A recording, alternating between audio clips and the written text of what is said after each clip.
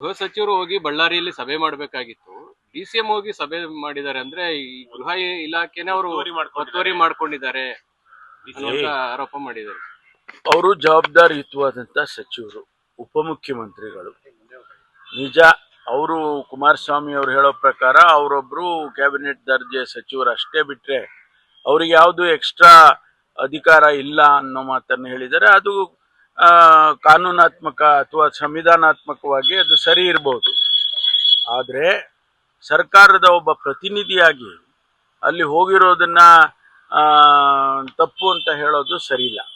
ಯಾಕೆಂದ್ರೆ ಅವರು ಒಬ್ಬ ಸಚಿವರಾಗಿ ಅಂತಾನೆ ಇಟ್ಕೊಳ್ಳಿ, ಕ್ಯಾಬಿನೆಟ್ ಸಚಿವರಾಗಿ ಅಂತ ಇಟ್ಕೊಳ್ಳಿ, ಅದು ಡೆಪ್ಯೂಟಿ ಚೀಫ್ ಮಿನಿಸ್ಟ್ರು ಅಂತ ಹೇಳಿ ಅವರನ್ನ ಪ್ರಮಾಣ ವಚನ ಕೊಟ್ಟಿರ್ತಕ್ಕಂಥದ್ದು. ಆ ಜವಾಬ್ದಾರಿಯಿಂದ ಅವ್ರು ಹೋಗಿದ್ದಾರೆ. ಅದರಲ್ಲಿ ಈಗ ನಾನು ಹೋಗ್ಲಿಕ್ಕೆ ಆಗ್ಲಿಲ್ಲ ಅಂತ ಹೇಳಿ ಅವರು ಹೋದ್ರು.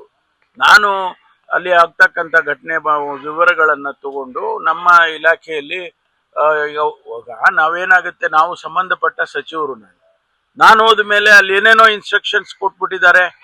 ಒಂದು ವೇಳೆ ನಾನು ಇಮಿಡಿಯೇಟ್ ಆಗಿ ಅಲ್ಲಿ ಹೋಗಿದ್ರೆ ಮಂತ್ರಿಗಳು ಬಂದ್ರು, ಏನೇನೋ ಇನ್ಸ್ಟ್ರಕ್ಷನ್ ಕೊಟ್ಬಿಟ್ಟಿದ್ದಾರೆ, ಅವ್ರ ಪರವಾಗಿ ಕೊಟ್ಟಿದ್ದಾರೆ, ಇವ್ರ ಪರವಾಗಿ ಕೊಟ್ಟಿದ್ದಾರೆ ಅಂತ ಕೂಡ ಕಮೆಂಟ್ಸ್ಗಳು ಬರುತ್ತೆ.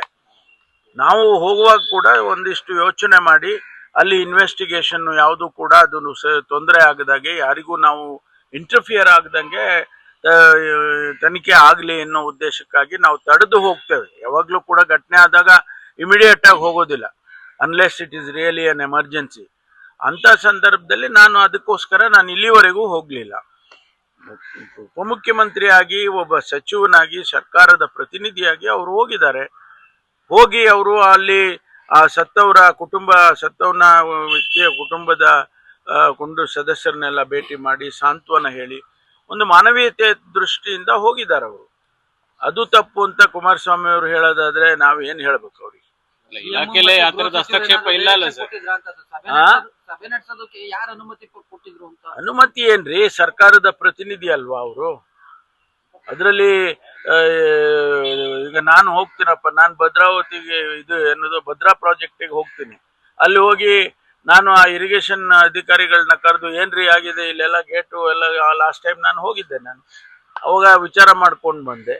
ಅದು ತಪ್ಪು ಅಂತ ಹೇಳ್ಬಿಟ್ರೆ ಈಗ ಹಂಗ ನೋಡ್ಕೊಂಡ್ರೆ ಕ್ಯಾಬಿನೆಟ್ ಅಲ್ಲಿ ಅವರು ಯಾರ್ಯಾರು ಮಿನಿಸ್ಟರ್ ಇರ್ತಾರ ಅವರೇ ಕ್ಯಾಬಿನೆಟ್ ಅಂತ ಹೇಗೆ ಕರೀತಾರೆ? ಎಲ್ಲರೂ ಅವ್ರು ಬೇರೆ ಖಾತೆ ಇದ್ರು ಕೂಡ ಅವ್ರು ಭಾಗವಹಿಸ್ತಾರಲ್ಲ ಚರ್ಚೆನಲ್ಲಿ, ಅವ್ರ ಅಭಿಪ್ರಾಯ ಹೇಳ್ತಾರಲ್ವಾ. ಎಷ್ಟೋ ಸರಿ ಈಗ ನಾನೊಂದು ಖಾತೆಯಿಂದ ನಾನು ಒಂದು ಪ್ರಪೋಸಲ್ ತಗೊಂಡ್ ಬಂದ್ರೆ ಬೇರೆ ಮಂತ್ರಿಗಳು ಮಾತಾಡಿ ಅದನ್ನ ತಡೆ ಹಿಡಿಯತಕ್ಕಂಥ ಕೆಲಸಗಳು, ತೀರ್ಮಾನಗಳು ಎಷ್ಟೋ ಸರಿ ಆಗಿದ್ದಾವೆ. ಹಂಗಂತೇಳಿ ಅವ್ರು ಹಸ್ತಕ್ಷೇಪ ಮಾಡ್ತಾರೆ?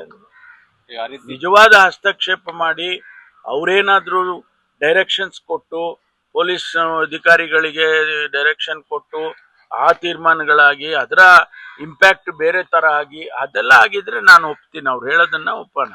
ಆದ್ರೆ ಈ ರೀತಿ ಒಬ್ಬ ಸಚಿವರು ಹೋಗಿ ಜವಾಬ್ದಾರಿಯುತ ಕೆಲಸಗಳನ್ನ ಮಾಡೋದು ಸರಿ ಇಲ್ಲ ಅನ್ನೋದು ಯಾವ ರೀತಿಯಲ್ಲಿ ಅವ್ರು ಅರ್ಥೈಸ್ಕೊಂಡಿದಾರೋ ಗೊತ್ತಿಲ್ಲ. ಇಲಾಖೆಯಲ್ಲಿ ಆ ರೀತಿ ಹಸ್ತಕ್ಷೇಪ ಇಲ್ಲ ಅಂತ ಅದನ್ನ ಹೇಳಿದ್ನಲ್ಲ, ಅವ್ರ ಹಸ್ತಕ್ಷೇಪ ಏನು ಮಾಡಕ್ ಹೋಗಿಲ್ಲ. ಅವರು RCB ಪ್ರಕರಣ ಆದಾಗ್ಲೂ ಕೂಡ ಈ ವಿಚಾರ ಕೇಳಿ ಬಂದಿತ್ತು, ಗೃಹ ಇಲಾಖೆಯಲ್ಲಿ ಬೇರೆಯವ್ರ ಹಸ್ತಕ್ಷೇಪ ಇದೆ, ಅದಕ್ಕೆ ಕಂಟ್ರೋಲ್ ಇಲ್ಲದೆ ಹಸ್ತಕ್ಷೇಪ ನಮ್ಮ ತೀರ್ಮಾನಗಳಲ್ಲಿ ಹಸ್ತಕ್ಷೇಪ ಯಾರು ಕೂಡ ಇಲ್ಲಿವರೆಗೆ ಮಾಡಿಲ್ಲ. ಮುಖ್ಯಮಂತ್ರಿಗಳು ನಾನು ತೀರ್ಮಾನಗಳನ್ನ ತಗೊಳ್ತೇವೆ. ಅದಕ್ಕೆ ನಾನು ಹೇಳಿದೆ, ಈಗ ನಾನೇ ನೇರವಾಗಿ ಹೇಳ್ಬೋದಿತ್ತಲ್ಲ, ಏನು CID ಕೊಡ್ತೇನೆ ಅಂತ ಹೇಳಿ. ಆದ್ರೆ ನಾನು ಮುಖ್ಯಮಂತ್ರಿಗಳನ್ನ ಯಾಕೆ ಅಂದ್ರೆ ನಾವೆಲ್ಲರೂ ಒಂದು ಜವಾಬ್ದಾರಿಯಿಂದ ಕೆಲಸ ಮಾಡ್ತೇವೆ. ಅವರು ನಮ್ಮ ರಾಜ್ಯದ ಮುಖ್ಯಮಂತ್ರಿಗಳು ಅವರ ಗಮನಕ್ಕೆ ತರದೆ ನಾನು ಇಂಥ ತೀರ್ಮಾನಗಳನ್ನ ಮಾಡಕ್ಕಾಗತ್ತಾ? ಬಳ್ಳಾರಿ IGP ನಾನ್ ಟ್ರಾನ್ಸ್ಫರ್ ಮಾಡಿಲ್ಲ ನನಗೆ ಗೊತ್ತಿಲ್ಲ ಅಲ್ಲ ರೀ, ಅದೇನು ಗೊತ್ತಿಲ್ಲ ಅಂತಲ್ಲ, ಗೊತ್ತಿದೆ. ಆದ್ರೆ ಟ್ರಾನ್ಸ್ಫರ್ ಮಾಡೋರು ಯಾರು? DPRನವರು. ಆ ಅರ್ಥದಲ್ಲಿ ಹೇಳದ್ನೇ ವಿನಃ ನನಗೆ ಗೊತ್ತಿಲ್ಲ ಅಂತ ಹೇಳಲಿಲ್ಲ. ನಾನು ಗೊತ್ತಿದೆ. ಆಮೇಲೆ ಹರ್ಷ ಅನ್ನೋರ್ನ ಪೋಸ್ಟ್ ಮಾಡ್ತೇವೆ ಅನ್ನೋದು ಗೊತ್ತಿದೆ. ಆದ್ರೆ ತೀರ್ಮಾನ ಅಂದ್ರೆ ಇಶ್ಯೂ ಮಾಡೋರು ಯಾರು, ಡೈರೆಕ್ಷನ್ಸ್ ಕೊಡೋರು ಯಾರು, ಅದಕ್ಕೆ ಫೈಲಿಗೆ ಸೈನ್ ಹಾಕೋರು ಯಾರು? ಮುಖ್ಯಮಂತ್ರಿಗಳು. ಅದನ್ನ ಈಗ ಅದಕ್ಕೆ ನಾನು ಹೇಳಿದ್ದು, ಚರ್ಚೆ ಮಾಡಿ ನಾನು ತೀರ್ಮಾನ ತಗೋತೀನಿ. ಇವತ್ತು ಭೇಟಿ ಮಾಡಿ ತೀರ್ಮಾನ ತಗೋತೀನಿ.